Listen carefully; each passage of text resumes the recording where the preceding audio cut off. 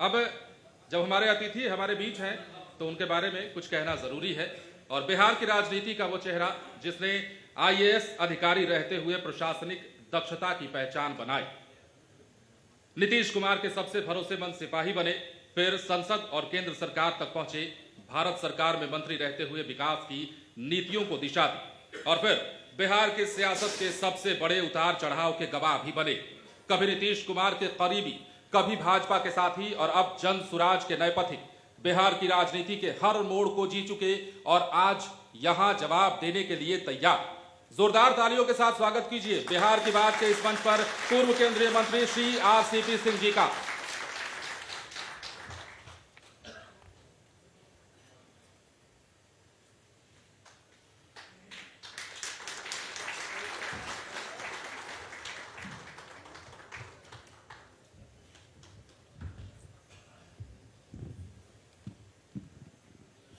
बहुत बहुत स्वागत है आरसीपी सिंह जी। और सबसे पहला सवाल थोड़ा तीखा है और पुराने और नए जो अनुभव हैं और जो चर्चाएं हैं, जो विवाद हैं, जब आप नीतीश कुमार के साथ थे, नीतीश कुमार की परछाई थे, नीतीश कुमार के सब कुछ थे, तो तेजस्वी यादव एक आरोप लगाते थे कि बिहार में आरसीपी टैक्स वसूला जाता है। और अब आप तो जनसुराज के हो गए, अब तेजस्वी यादव कह रहे हैं कि बिहार में डीके टैक्स वसूला जा रहा है। हम समझना यह चाहते हैं और सबसे स्पष्टता के साथ आप स्वीकारेंगे भी, क्या ये दोनों बात सही हैं, दोनों बात गलत हैं? तेजस्वी जब पहले भी गलत कर रहे थे, आज भी गलत कर रहे हैं, आपकी स्वीकारोक्ति क्या है? देखिए, सबसे पहले तो आपको बहुत बहुत ज्ञानेश्वर जी धन्यवाद जी इस कार्यक्रम के लिए। और आपने शुरू में ही बाउंसर मारा है जी। तो जो आपने जिस बात की चर्चा की, तो ये बहुत वर्षों से जी मेरे ऊपर कहा गया था और आप याद करिए, इस पर मैंने बहुत ही स्पष्टता के साथ बातों को रखा था।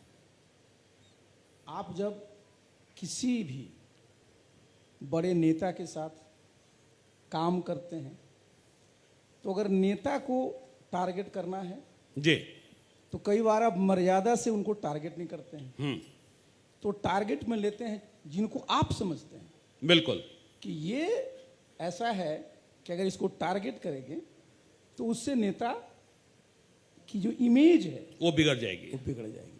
तो मैंने उस पर कहा था जी कि देखिए, नीतीश बाबू के साथ तो मैं 1998 से रहा, जी, उसके पहले मैं भारत सरकार में मंत्री था, टेलीकम्युनिकेशन में मंत्री नहीं था मैं, PS2 बेनी प्रसाद वर्मा जी के समय। उस जमाने में आप जानते हैं कि सुखराम जी का फंस गए थे, कांड हुआ था, उसके बाद हम लोग बने। फिर कई मंत्रालयों में, 9-10 मंत्रालयों में भारत सरकार में मैं रहा। उत्तर प्रदेश में मैं, आप जान लीजिए, चाहे वो वीर बहादुर सिंह साहब थे, नरेंद्र तिवारी जी थे, मुलायम सिंह यादव थे, कल्याण सिंह साहब थे, सबके साथ में रहा, बड़ी इंपॉर्टेंट पोजीशंस पर। अमेठी का चुनाव भी लड़वाया आपने। अगर मैं कहीं भी, एक बार जान लीजिए, जब ऐसे पोजीशन पर रहते हैं तो सब लोगों की नजर रहती है जी। अगर मैं मेरे से इस प्रकार का जिस चीज के टैक्स की बात करता हूं, अगर रहा होता तो मुझे कोई छोड़ देता है। और इस बात पर मैं बता दूं कि उन्हीं के मुख्य प्रवक्ता जी कोई कहना पड़ा, आप याद करिए कि भाई नीतीश जी को, चूंकि हम लोग को सीएम हाउस को टारगेट करना था, तो आरसीपी जी को हम लोगों ने टारगेट किया। हमने तो उस समय भी, तब आरसीपी को टारगेट किया जा रहा था, डीके को टारगेट किया जा रहा है। यही तो मैं बता रहा हूँ जी।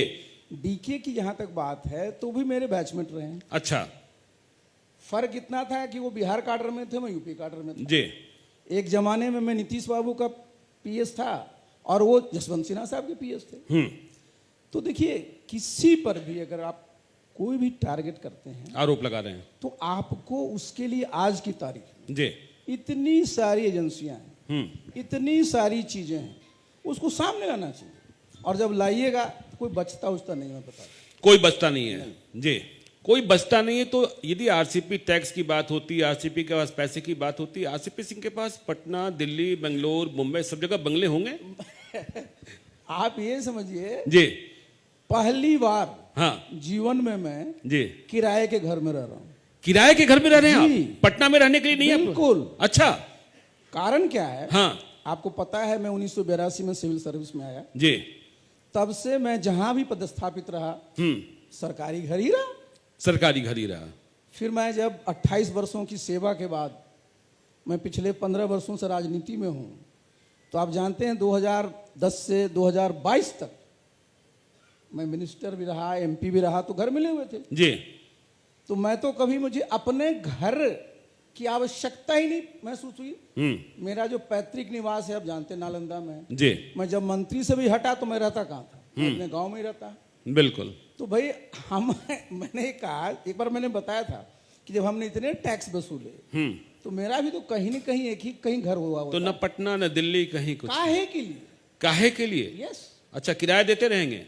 तो किराया तो चूंकि इन लोग जितने हमारे साथी है बैठे हुए हैं, अच्छा। कई लोगों को कष्ट होता था कि मोतिहारी से आते हैं जी, हम कैमूर से आते हैं, तो नालंदा जाने में बड़ी दिक्कत होती है जी। तो एक यहाँ किराए का घर ले लीजिए। अच्छा। तो किराया भी यही लोग देता है। अच्छा, किराया भी आरसीपी सिंह के मकान के यही लोग नहीं दे रहे हैं? और कौन देता है? अच्छा, तो बाकी जो पेंशन के पैसे मिल रहे हैं, बाकी सब क्या बचा कर क्या कर रहे हैं?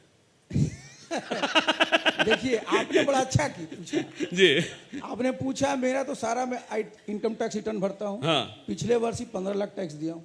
15 लाख टैक्स दिए हैं, कुछ खर्चा कर लेते तो बच जाता। खर्चा तो हम लोग खर्चा जहां तक की बात है जी, तो हमारे जितने साथी हैं, हाँ, तो मेरा जो खर्चा होता है वो मेरे जितने भी कार्यकर्ता हैं, मेरे दोस्त जितने साथी लोग हैं, उनके मान सम्मान के लिए मुझे जो करना पड़ता है वो मैं करता हूं। मान सम्मान के लिए। ठीक है, अगला सवाल समरिन जी। बिल्कुल।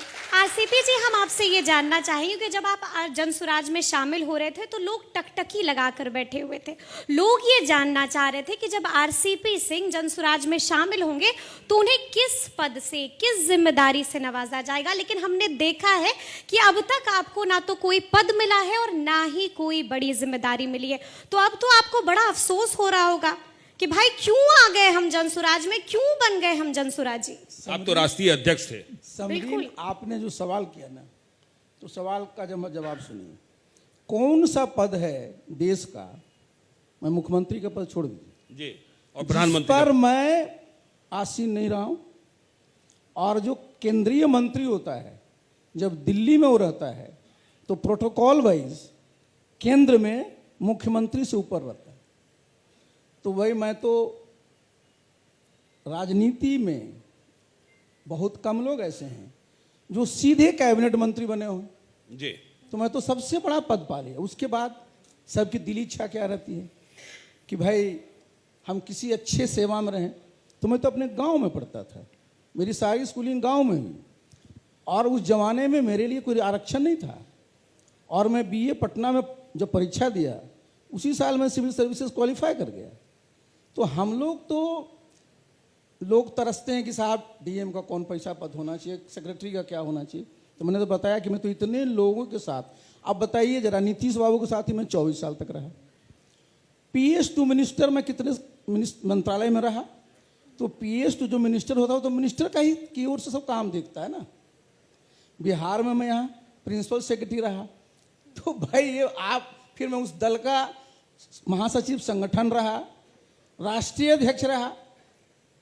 लेकिन लोग चाहत जी की सीमा नहीं होती है, लेकिन जितना ज्यादा अगर आप इस तरह की चाहत रखिएगा ना, खुद परेशान रहिएगा। लेकिन लोग और एक बात जो आपने कहा जी कि आपकी यहाँ क्या जिम्मेवारी है, बिल्कुल। तो जिम्मेवारी सिर्फ पद से नहीं होता।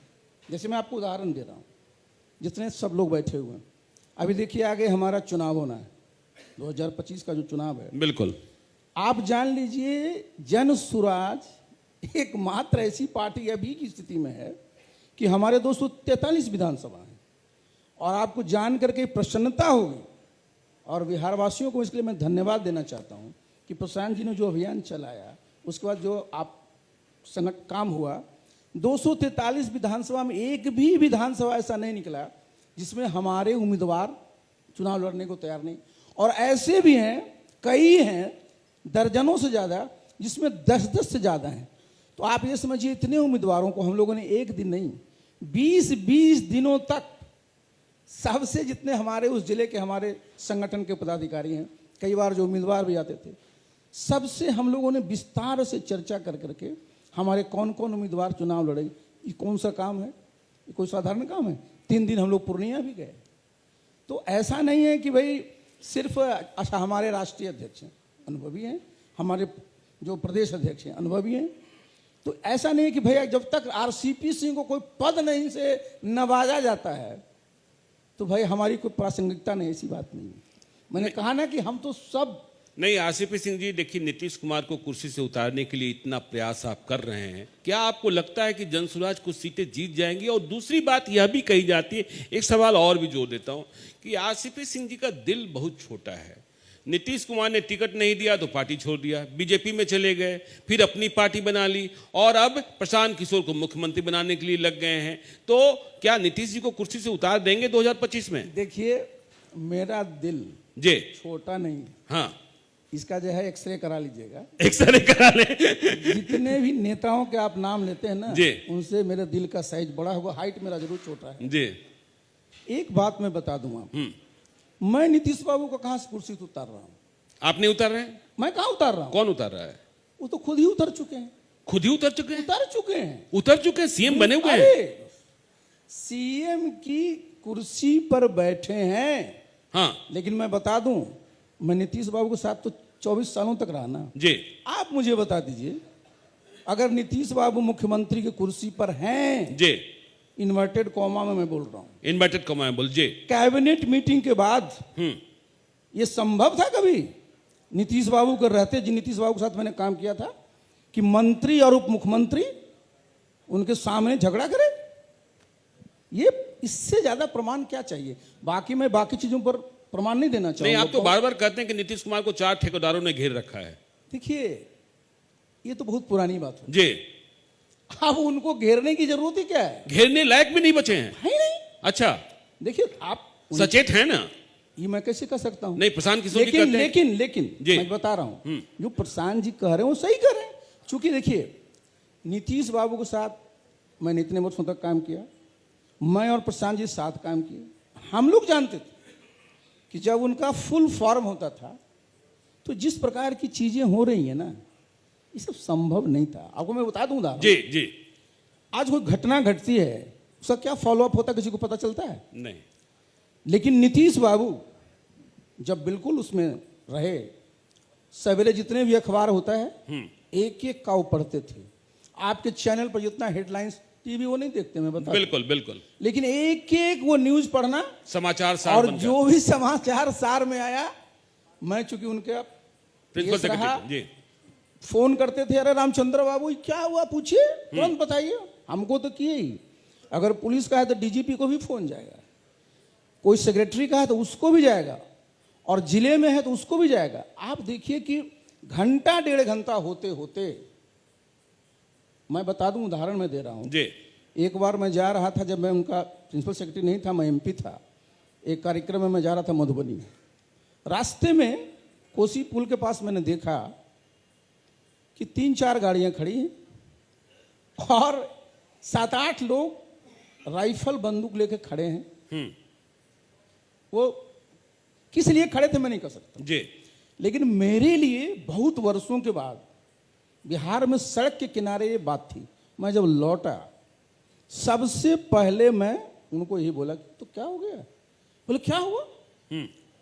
आप समझ लीजिए कि ना तो मैं किसी को जानता था ना कोई पहचानता, उसमें कोई क्रिमिनल नहीं थे। अच्छा। लेकिन जब पता कराया गया, सब अच्छे लोग थे, कहीं जा रहे थे शादी में, सब रिलीव होने के लिए खड़े हुए, लेकिन इतना सिचुएशन टाइट था कि एक एक का हम लोगों ने हिसाब ले लिया था।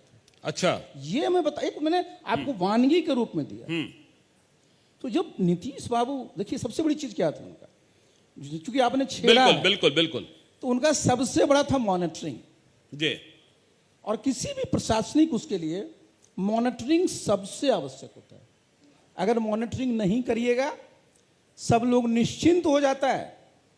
और ये जी 2005 में 2010 में बिहार पुलिस, हमारे मिश्रा जी बैठे हुए हैं, वरिष्ठ हमारे आईपीएस अफसर रहे हैं, उस समय जो पुलिस बल की संख्या थी आज उससे ज्यादा है, जो संचार के साधन थे उससे बेहतर हैं। 2005 और 10 में किसी की हिम्मत थी इस प्रकार के दिन दहाड़े वो करने की? कारण क्या था? नीतीश बाबू का चरम उस पर था और हम लोग उनके साथ सहयोग करने लगे। तो वो मैं क्यों बार बार बोलता हूं कि जिन नीतीश बाबू को जानते हैं हम लोग, हम प्रशांत जी जो उनके साथ काम किए, तो आजकल जेडीयू वाला एक अच्छा काम किया है कि एक वीडियो चलाता है जिसमें नीतीश बाबू बीच में रहते हैं, एक तरफ हम हैं, प्रशांत जी चलते हैं। बिल्कुल, हाँ। आप जरा एक बात मैं इस पर कई बार बोला हूं कि नीतीश बाबू अगर फुल फॉर्म में होते ना, तो मैं और प्रशांत जी कुछ दिन भी वेट कर सकता था। बता रहा हूं वो तो। अच्छा, वेट कर सकते थे? बिल्कुल। अच्छा, क्योंकि उनका जो एक काम करने का वो था तरीका है। लेकिन पता है कि भाई अब वो है नहीं, तब जब वो नहीं रहेंगे तो हम दोनों तो उसमें जनता दलियों में ही तो थे। बिल्कुल, हाँ। तो जनता दलियों का पूरा जो उनका दल का लोग है वो कहाँ जाएगा? हमारे यहाँ जितने लोग बैठे हुए हैं सबका बैकग्राउंड पूछ रहा, देख लीजिए कहाँ जाएगा। भविष्यवाणी आप ही कर दीजिए ना। यही मैं बता रहा हूँ, आएंगे सब जनसुराज में, सब लोग जनसुराज में आ जाएंगे। बिल्कुल आएंगे। अच्छा, इसलिए आएंगे। देखिए हाँ। भाई, बिहार के लोग क्या चाहते हैं? बिहार के लोग चाहते हैं कि नीतीश बाबू की जो सोच रही, जो परिकल्पना रही, उसको आगे बढ़ाया जाए।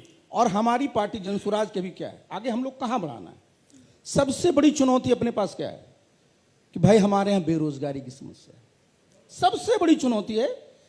अब आप जब लोगों से पूछिएगा तो यहां बेरोजगारी का मतलब सिर्फ और सिर्फ सरकारी नौकरी की बात होती है। लेकिन मैं और प्रशांत जी बार बार इस बात को कहता हूं कि रोजगार के जो अवसर पैदा होंगे औद्योगिकरण से, शहरीकरण से, और अगर ये दोनों मानक पर अगर देखिएगा तो बिहार बहुत पीछे है। और लोग क्या बोलेंगे कि बिहार में औद्योगिकरण कहां से हो सकता है, हमारे पास मिनरल रिसोर्सेज नहीं है। तो ये मैं देखिए, ये बिहार के लोगों का डिमोरलाइज करने के लिए थ्योरी चलाई जाती थी कि साहब जब झारखंड का बंटवारा हो गया तो एक शब्द होता था यूज कि बालू आलू, और एक मैं नाम नहीं लूंगा कि यही बचा लालू। लेकिन मैं चूंकि एक ही वर्ष तक केंद्र में इस्पात मंत्री रहा, नेशनल मिनरल डेवलपमेंट कॉर्पोरेशन हमारा एक पीएसयू था जी, और जियोलॉजिकल सर्वे ऑफ इंडिया मैंने प्रेजेंटेशन लिया था, और मैं नीतीश बाबू को मैंने 4 घंटे बताया था। उनके प्रिंसिपल सेक्रेटरी लोग पुराने से पूछ लीजिएगा कि जिस बिहार को लोग राइट ऑफ करते हैं, हमारे पास इतने अच्छे मिनरल रिसोर्सेज हैं। आज आप देख रहे हैं प्रधानमंत्री गए हुए हैं, किस चीज की बात हो रही है? चीन में रेयर अर्थ मेटल्स की बात हो रही है। मैग्नेट के देने के लिए वो अमेरिका को चुनौती दिए हुए। आप रशिया यूक्रेन वार में भी क्या कर रहा है ट्रंप कि भाई हमको रेयर अर्थ का वो दो, और कहेगा साहब बिहार में बता रहा हूं, जियोलॉजिकल सर्वे ऑफ इंडिया, हमारा नेशनल मिनरल डेवलपमेंट कॉर्पोरेशन ने हमारे साथ प्रेजेंटेशन दिया कि हमारा नवादा से लेकर पीरपैंती तक रेयर अर्थ का अच्छा खासा हमारा भंडार है। ठीक है। और मैं इसलिए मैं बता दूं कि आगे की जितनी भी हमारी आईटी की टेक्नोलॉजी है, बीटी है, हमारा जितना भी है, इसका स्कोप है। आप जरा जान लीजिए, पूरे देश में सोना कहीं आज खुदाई हो रही है।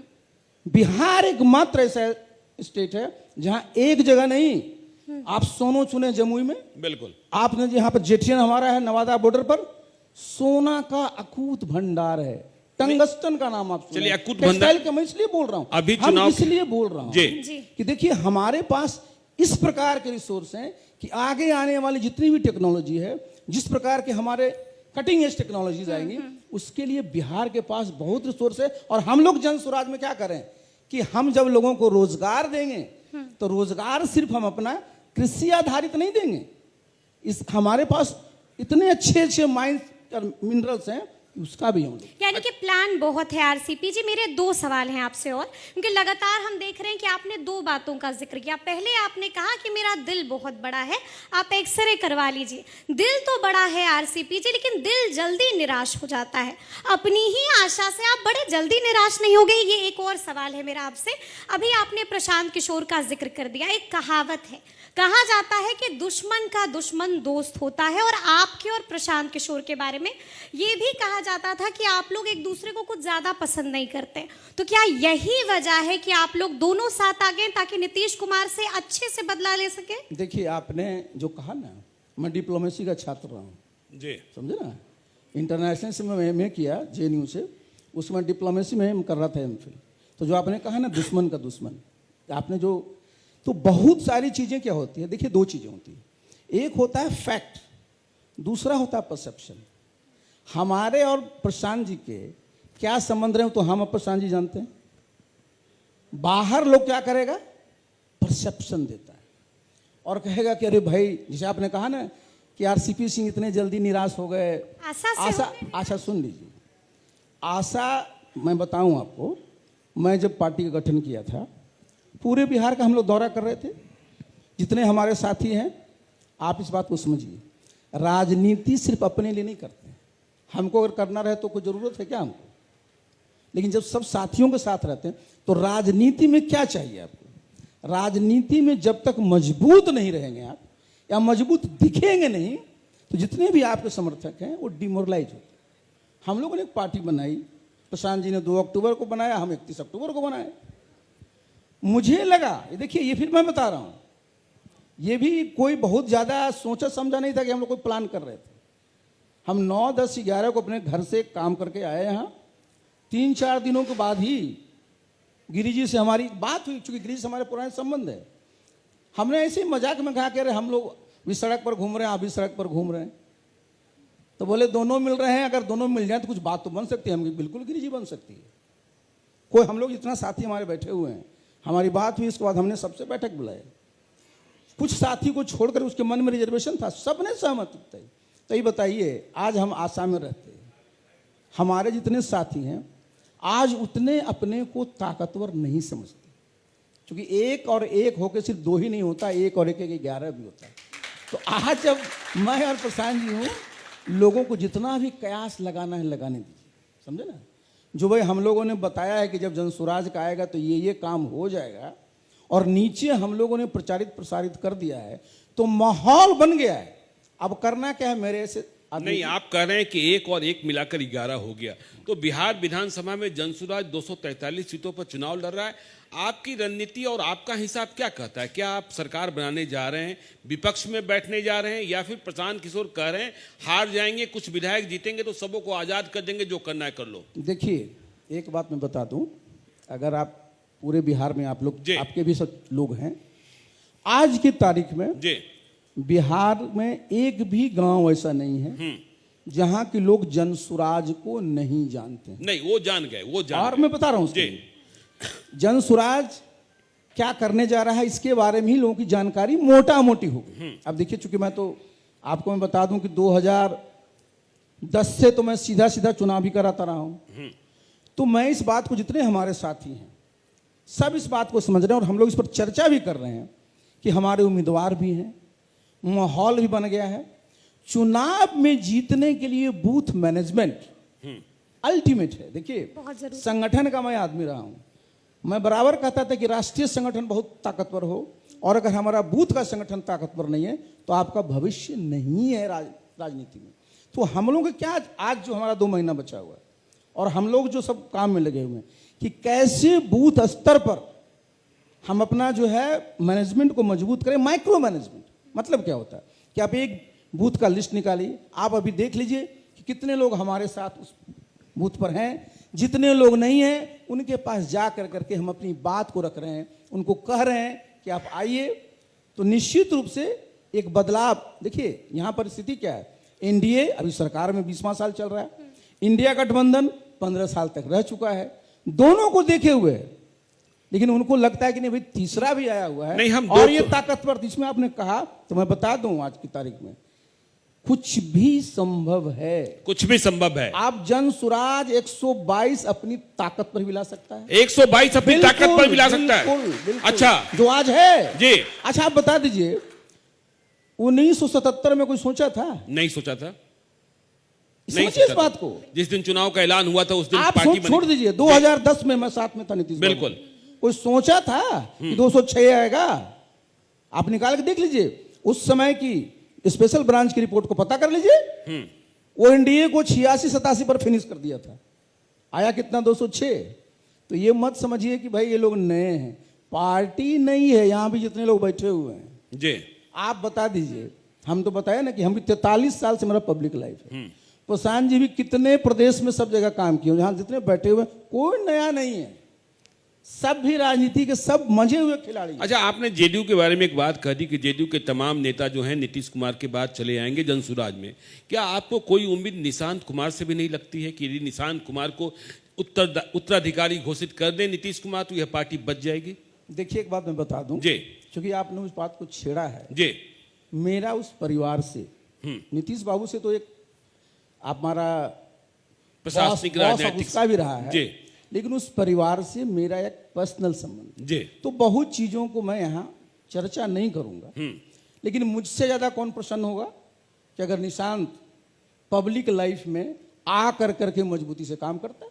अच्छा, बिल्कुल मुझे प्रसन्नता होगी, आपको प्रसन्नता होगी। बिल्कुल बिल्कुल बिल्कुल, तो ठीक है, ये प्रसन्नता। निर्णय हाँ, प्रशांत उनको, निशांत को लेना है, नीतीश बाबू को लेना है। चलिए, निशान से तो प्रसन्नता आपकी हो जाएगी, लेकिन एक आरोप आप पर लगता है कि आप जिसके पीछे लग जाते हैं ना, उसको बर्बाद कर देते हैं। और देखिए, ये आरोप लगा रहे हैं अनंत सिंह, वो कह रहे हैं ललन सिंह नहीं थे, आरसीपी सिंह थे और लिपि सिंह थी जिन्होंने मुझे बर्बाद किया। आप अनंत सिंह के पीछे क्यों लग गए थे बर्बाद करने में? अच्छा, सुन लीजिए, जी जिनका आप नाम लिए, हाँ। ये लोग महान लोग हैं, जी, इन पर मैं बोलूंगा नहीं। ललन सिंह पर क्या? अनंत सिंह? नहीं नहीं नहीं, जिनका नाम आप ले रहे जी हैं। सुनिए, कभी आप अकेले में बैठिएगा ना, जी आपको बता देंगे। अच्छे बताइए, मैं क्यों ऐसे व्यक्ति के पीछे पड़ूंगा? देखिए जरा बताइए, मैं रहने वाला नालंदा का, मेरा दूसरा बैकग्राउंड।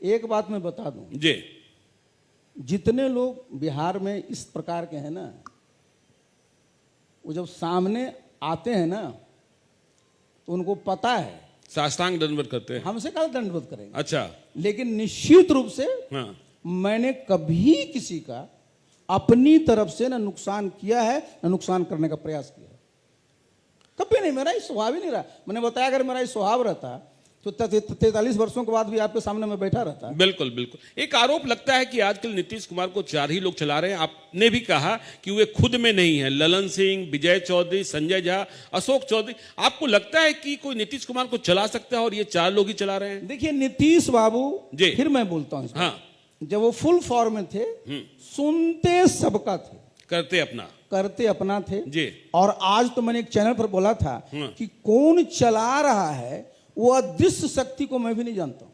अच्छा, उस अदृश्य शक्ति को आप भी नहीं जानते हैं, लेकिन कोई चला रहा है। चला नहीं रहा, चल रहा है। तब की भूंजा अरे पार्टी। सुनिए सुनिए, जी, मैं अरे आपने बड़ा अच्छा छेड़ा। हाँ मैं शुरू में जब आईएएस में आया था तो मेरे एक कलेक्टर थे, जी, तो उन्होंने पूछा कि, वो बोले कि भाई कि इसको ट्रेनिंग में क्या बताना चाहिए। तो बोले सबसे पहले बताइए कि लोगों को लगता है कि जब कलेक्टर होता है तो जिला यही चलाता है।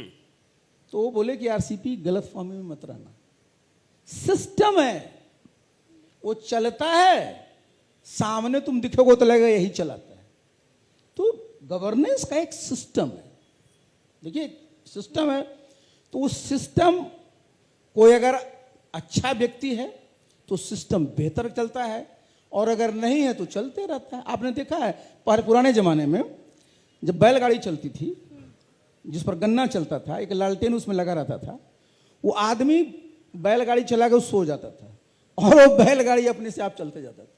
वो चला नहीं रहा, उस बैल को लगता था कि चला रहा है, ये चल ही रहा सिस्टम है। चल रहा है। अच्छा, एक सवाल है आरसीपी जी मेरा आपसे। खबर हमारे पास ये भी आई है कि जेडीयू वाले भी आपसे संपर्क कर रहे हैं, वापस बुला रहे हैं। कितनी सच्चाई है इस खबर में? सच सच बताइएगा देखिए, हमारे मन वो से। आप ही को संपर्क किए होंगे, हमको देखिए, हमारे जितने भी लोग हैं, मैंने क्या बताया आपको, हमारा पूरा का पूरा जनसुराज का बेस है वो। जी, और मैं फील्ड में जाता हूं, मुझे सब साथी मिलते हैं, और उनको, मुझको भी पता है, मुझे भी पता है कि जाएंगे अंत में कहा हमारे पास आएंगे, तो हमको काहे बुलाएंगे? उनको जब यहीं आना था, हमको काहे के लिए बुलाएंगे? चलिए, नहीं, मैं एक सवाल ले लूं। आज भी नीतीश कुमार को ईमानदार मानते हैं आप? बिल्कुल। बाकी अब सरकार ईमानदार है कि लूट खसोट की सरकार है? एक बात मैं बता दूं, जी, फिर मैं बता दूं हाँ, कि जिन नीतीश बाबू को मैं जानता, वो ईमानदार नहीं, मैं दूसरा बता रहा हूं, हाँ, अगर उनके कार्यकाल में कोई भी पदाधिकारी रात भर नोट जला रहा हो, समझिए जरा, जी। और उस विभाग का मंत्री सुरक्षित अभी तक हो, तो ये नीतीश बाबू जो फुल फॉर्म में होते, संभव ही नहीं। संभव नहीं था। क्या वो हो प्रमाण कर दिया। अच्छा, तो ठीक है, चलिए। बिल्कुल। चुनाव, ये अंतिम सवाल है कि चुनाव कौन लड़ेगा, आप लड़िएगा या बेटी? बेटी लड़ेगी, बेटी मैं लड़ेगी। लड़ाऊंगा सब जगह। अच्छा, अस्थामा से? बिल्कुल। अच्छा, नालंदा में खाता खुल जाएगा जनसुराज का? नीतीश नालंदा में कुमार का है खाता नालंदा। नहीं खुलेगा। नालंदा में 7 सीट जीतेंगे, नालंदा में 7 सीट। 7 सीट डंके की चोट पर मैं बोल नीतीश कुमार साफ नालंदा से। अजब ना नीतीश बाबू, पहले मैंने पहला याद करिए जी। जब नीतीश बाबू रहते तो हम तो बताए ना कि हम प्रशांत जी सामने भी आते ही नहीं। चलिए तो जब वो है ही नहीं और जी। उस जगह को लेना है जी। तो लेंगे। लेंगे ही। चलिए रैपिड फायर राउंड है आरसीपी जी। पहला सवाल कि प्रशांत की एक अच्छी और एक बुरी आदत क्या है? एक व्यक्ति का नाम बता दीजिए, भगवान का नाम बता दीजिए जिनको एक अच्छी और एक बुरी आदत नहीं। नहीं, आप क्या आपको पढ़ते क्या हैं? लगता है? हम क्या बोलें प्रशांत की कोई अच्छी अच्छी- आदत। भाई? देखिए मैंने क्या बताई तो आप समझिए कि कौन सी। आप कहिएगा कि सवेरे स्नान करना अच्छी आदत है, लेकिन बहुत लोगों को सवेरे स्नान करेंगे उनको ठंड लग जाएगी। तो अच्छी आदत बुरी आदत अपने आप में बड़ा ही क्वालिफाइंग है। अच्छा, नीतीश कुमार को कितना मिस करते हैं आप? देखिए मिस करने की बात नहीं है। सवाल है कि जब आपने अपने प्राइम में जिस व्यक्ति के साथ 24 वर्षों तक काम किया तो मेरे मन में तो श्रद्धा थी, है और रहेगा। ठीक है, जेडीयू या बीजेपी, बेहतर कौन लगता है आरसीपी सिंह को? देखिए मैं तो एक बात, आपने बड़ा ही अच्छा सवाल पूछा। जब से मैं नीतीश बाबू के साथ आया, आप याद करिए मैंने आज अफसर भी मैं जब आया था 98 में तो बीजेपी के साथ ही थे। जब मैं 2010 में आया तो मुझे तो कभी कोई फर्क ही नहीं लगा कि भाई हमको चाहे प्रधानमंत्री जी हो, चाहे नीतीश बाबू हो, उस जमाने में अरुण जेटली साहब होते थे, चाहे अमित शाह जी, मेरे जो संबंध इन लोगों से थे नीतीश बाबू से भी वैसा ही था जैसा उनसे। फिर भी बेहतर कौन? फिर भी देखिए हम इसमें फिर मैं बता रहा हूँ जी। मेरे लिए जितना मैं जितना उनको सम्मान करता था, मुझे भी उतना ही वो सब लोग प्यार करते थे। चलिए तो मैं जी, एक और सवाल है कि अगर किसी नेता की फाइल आपको सौंपनी हो प्रशांत किशोर को, ताकि इस बार इस नेता की फाइल खोलिए आप, पोल खोल कीजिए आप, तो वो नेता कौन होगा आरसीपी जी? किसकी फाइल सुनिए सौंपेंगे? आपने सुनिए बता दे। मैं 1982 से इस फील्ड में रहा और उत्तर प्रदेश में मैं बैकग्राउंड इसलिए बता रहा हूं कि 3 वर्षों तक मैं ज्वाइंट सेक्रेटरी अपॉइंटमेंट था, जो सिर्फ IAS officer, PCS officer, senior judicial officers की सिर्फ कार्डर में नहीं देखता था, उनके सारे विजिलेंस केसेस को मैं देखता था। कितने लोगों के मैंने देखे, जब मैं मंत्रियों के साथ रहा तो कितनों को देखे, जब मैं मंत्री रहा खुद के देखे। तो देखिए यहाँ फाइल खोलने की जरूरत नहीं है। जब आप फील्ड जाइएगा ना, फाइल खुली हुई है, आप कोई फाइल उठाइए, उसको बढ़िया से झाड़ दीजिए और जितने लोग हैं अपने आप नप के बराबर हो जाएंगे। नब के बराबर हो जाएंगे। बहुत बहुत शुक्रिया आरसीपी जी। बहुत बहुत धन्यवाद, थैंक यू।